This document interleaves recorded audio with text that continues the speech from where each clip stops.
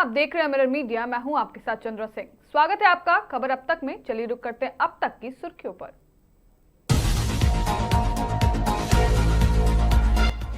देवगढ़ सदर अस्पताल में एक्सपायरी सलाइन चढ़ाने का आरोप, परिजनों का हंगामा।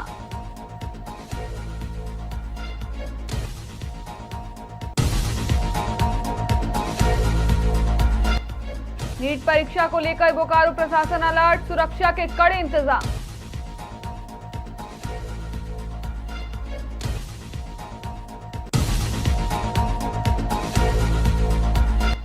साइबर ठगी के बाद हेल्पलाइन बनी परेशानी, शिकायत दर्ज कराने में लोगों को हो रही है दिक्कत।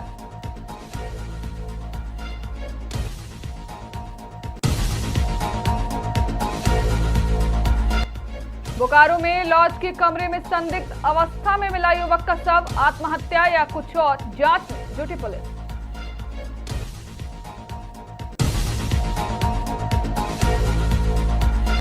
पलामू में जमीन विवाद में चाचा संजय तिवारी को भतीजे प्रीतम ने मारी गोली, गंभीर अवस्था में रिम्स रेफर।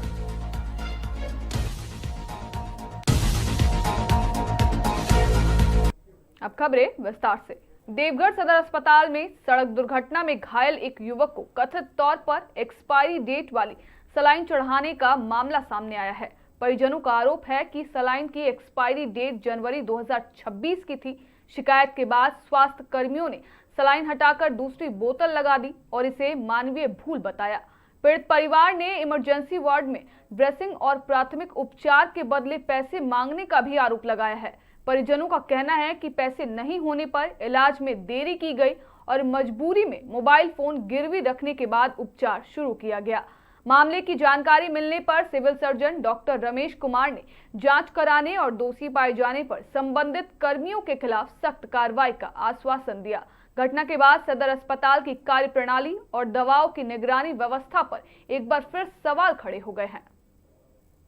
तो ड्रेसिंग वगैरह डॉक्टर लोग करेगा नहीं, पहले बल पैसा जमा दो तब ये लोग जिसको बल छुएंगे, तो उन लोगों के पास पैसा नहीं था, अब वो छू नहीं रहा था, क्या करेगा? बच्चा लोग बोला तब ये काम कीजिए, मेरा मोबाइल लीजिए, वो मोबाइल ले लिया। वही जो 6 महीना डेट फेल वाला सिलेंडर पानी दे दिया। आपको कैसे पता चला? पता चला मेरा समझी देखा, पढ़ के देखा, हम लोग तो पढ़े हुए नहीं है, मेरा समझी देखा तो इसमें 6 महीना डेट फेल है। तब जाकर तो बोलते हैं तो डॉक्टरी लोग क्या बोलता है जो आप लोग को जो करना है जाकर कीजिए, बोला आप लोग डॉक्टर हैं, हम डॉक्टर हैं। कल मुझे भी सुबह में सूचना मिली कि एक एक्सपायर्ड सलाइन का बोतल चलाने की आरोप लगा है, तो मैं स्वयं गई थी वहाँ पे और परिजनों से हमने उसकी जानकारी दी। उनका ये कहना था कि 5 बजे सुबह में आए हैं घायल अवस्था में अपने पुत्र को लेकर और उसको एक एक्सपायर्ड सलाइन की बोतल चला दी गई है।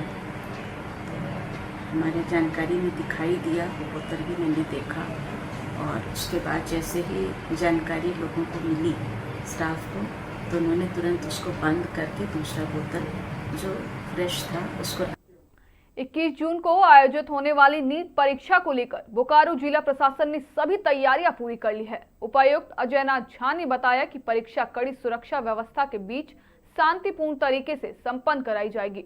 उन्होंने कहा कि परीक्षा केंद्रों पर सीसीटीवी कैमरों से निगरानी की जाएगी। वहीं परीक्षा की निष्पक्षता बनाए रखने के लिए जिले के होटल और लॉज की भी जांच की जा रही है। जिला प्रशासन और पुलिस पूरी तरह सतर्क है ताकि परीक्षा शांतिपूर्ण और पारदर्शी ढंग से संपन्न हो सके।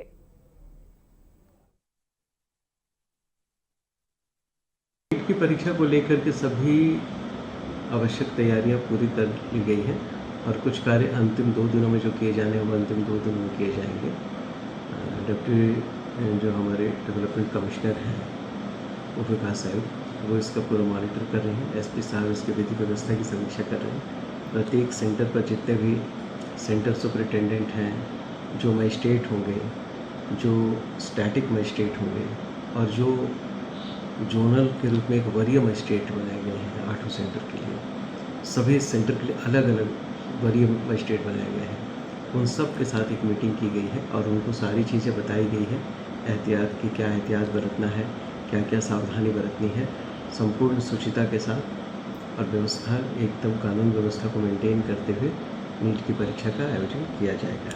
भले ही 8 सेंटर हमारे हैं, लेकिन सब पूरे बोकारो ज़िला में लगातार सर्वेक्षण किया जा रहा है, होटल्स में, लॉज में, पुराने भवनों में कहीं किसी प्रकार से किसी प्रकार की कोई अवांछित गतिविधि ना हो। इसके लिए भी मजिस्ट्रेट और पुलिस लगातार वहाँ पर छापेमारी कर रहे हैं, देख रहे हैं कि किसी तरह का कोई अवैध या कोई अवांछित एक्टिविटी वहाँ नोटिस होने पर तुरंत कार्रवाई की।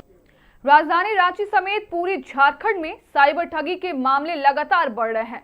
ठग नए हथकंडे अपनाकर लोगों को आर्थिक नुकसान पहुंचा रहे हैं। वहीं ठगी के शिकार लोगों को शिकायत दर्ज कराने में भी कई तरह की परेशानियों का सामना करना पड़ रहा है।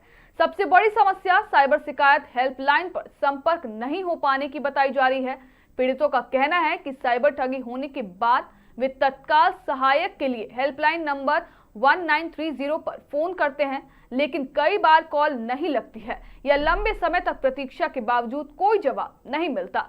इससे समय रहते शिकायत दर्ज नहीं हो पाती है और ठगी की गई राशि को रोकने की संभावना भी कम हो जाती है। इधर साइबर डीएसपी दीपक कुमार ने लोगों से अपील की है कि ठगी का शिकार होने पर घबराएं नहीं और उपलब्ध सभी माध्यमों से शिकायत दर्ज कराएं। उन्होंने कहा कि साइबर अपराध पर अंकुश लगाने के लिए लगातार कार्रवाई की जा रही है तथा लोगों को जागरूक भी किया जा रहा है। डिलीवरी लॉजिस्टिक्स का वेयरहाउस बनाने के नाम पे लोगों को कॉल कर रहे हैं कि हम आपको वेयरहाउस का ऑर्डर दे रहे हैं, तो उसके नाम पे ठगी हो रही है कि आप हमको 10,000 रजिस्ट्रेशन फीस दीजिए, 20,000 जीएसटी का फीस दीजिए और मतलब ऐसे अलग अलग फी, मतलब एनओसी का फी दीजिए। तो इसके नाम पे ठगी हो रही है और ये लोग क्या कर रहे हैं कि बहुत ही जेन्युइन टाइप का सर्टिफिकेट भी ओरिजिनेट करके इनको दे रहे हैं, तो इनको भी लग रहा है कि शायद ये मतलब जेन्युइन है। इसके नाम पे लोगों के साथ ठगी हो रही है। ये दूसरा केस मैंने देखा। तीसरा आज का ही एक केस मैं बताता हूँ कि एक कंप्लेन आई है मुझे होटल वालों की तरफ से कि एक क्लाइंट था, उनको होटल बुक करना था, तो उन्होंने नेट पे होटल का नाम सर्च किया, होटल का फोन नंबर आया, उन्होंने कॉल किया कि मुझे बुक कराना है, तो वहां से रिप्लाई आया कि सर आप हमें पैसे दे दीजिए इतने 20 या 25 जितना भी था कि आपका होटल बुक हो जाएगा। तो उन्होंने पैसा पेमेंट कर दिया, लेकिन जब वो होटल गए तो पता चला कि उनकी बुकिंग ही नहीं हुई, क्योंकि जिस नंबर पे उन्होंने डायल किया था वो एक फर्जी नंबर था। मैं इससे बचने के 2-4 उपाय भी आपको बता देता हूँ। जैसे जो मैंने प्रॉब्लम्स बताई उसके रेमेडीज में बताता हूँ। पहला है कि कोई भी एपीके फाइल पे आपको क्लिक नहीं करना है, ऑलरेडी मैंने बता दिया है, और ऑटो डाउनलोड को डिसेबल करके रखना है, ठीक है।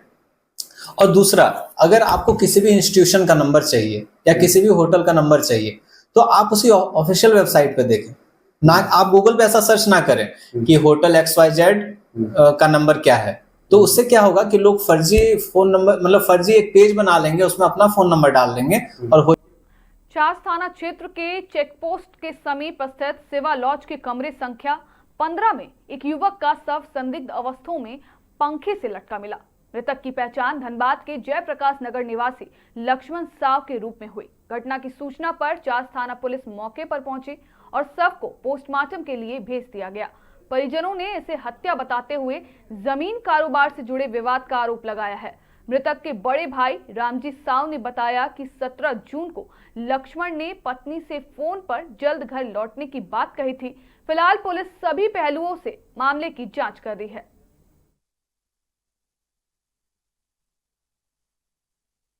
17 तारीख रात को इनका दोस्त लोग सब आया था, मिला।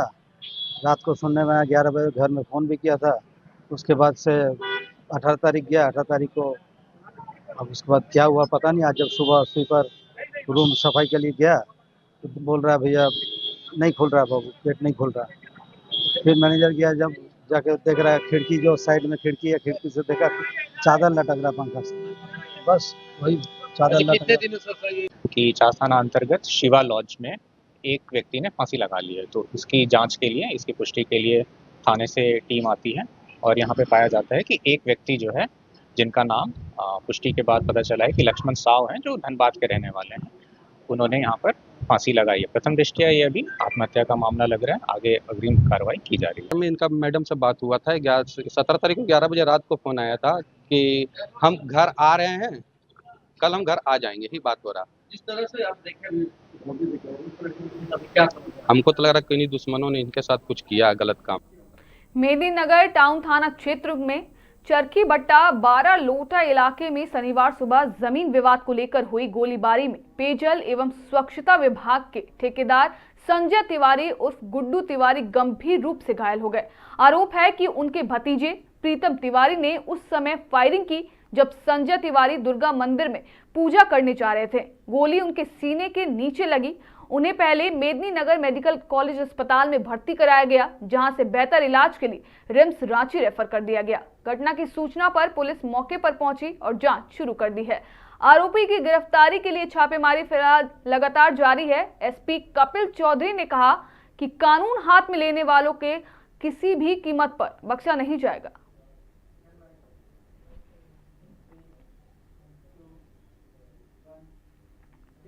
चुनाव के बाद हिंसा, कथित वसूली और क्षेत्र में दहशत फैलाने के आरोपों के बीच पांडेश्वर पुलिस ने तृणमूल कांग्रेस नेता अलाउद्दीन शेख को गिरफ्तार कर लिया है। उन्हें पूर्व विधायक नरेंद्र नाथ चक्रवर्ती का करीबी माना जाता है। पुलिस ने शुक्रवार देर रात विशेष अभियान चलाकर उन्हें महाल क्षेत्र से हिरासत में लिया। शनिवार को जब उन्हें दुर्गापुर उप मंडलीय अदालत ले जाया जा रहा था, तब थाने के बाहर मौजूद लोगों ने उनके खिलाफ नारेबाजी की और अंडे फेंके। पुलिस के मुताबिक चुनाव के बाद कथित वसूली और भय का माहौल बनाने से जुड़े मामलों की जांच में मिले साक्ष्यों के आधार पर यह कार्रवाई की गई है। मामले की फिलहाल जांच जारी है।